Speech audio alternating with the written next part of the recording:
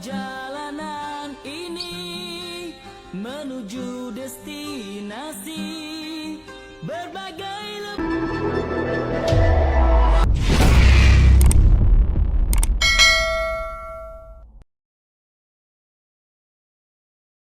Seorang anggota pasukan simpanan persekutuan, FRU, sempat memuat naik rakaman video pendek sebelum terbabit dalam nahas jalan raya di Jalan Cikus, Sungai Lampam, pagi tadi.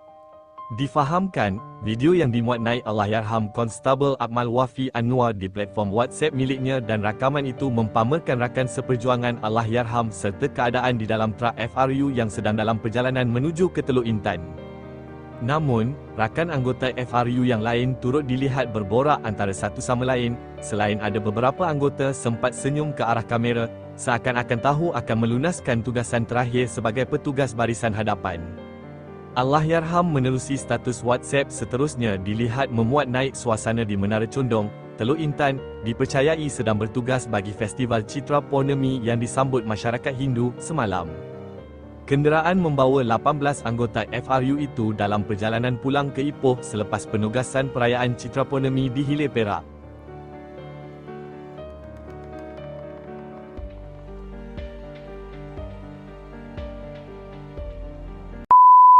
dalam perjalanan ini menuju destinasi berbagai lebuh raya dilalui.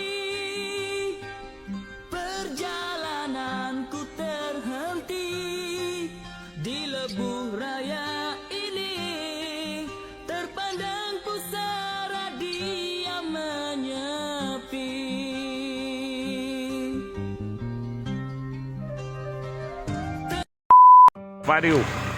FRU lah. Bas FRU sama lori pasir FRU. Kau lah.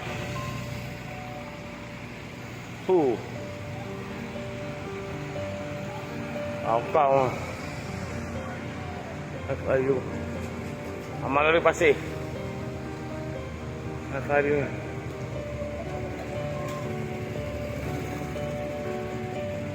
Kau tengah jalan.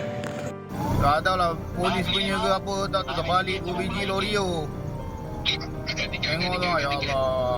Polis balik sana. Macam mana ah? Kau FRU dengan lori pasir. Lori pasir.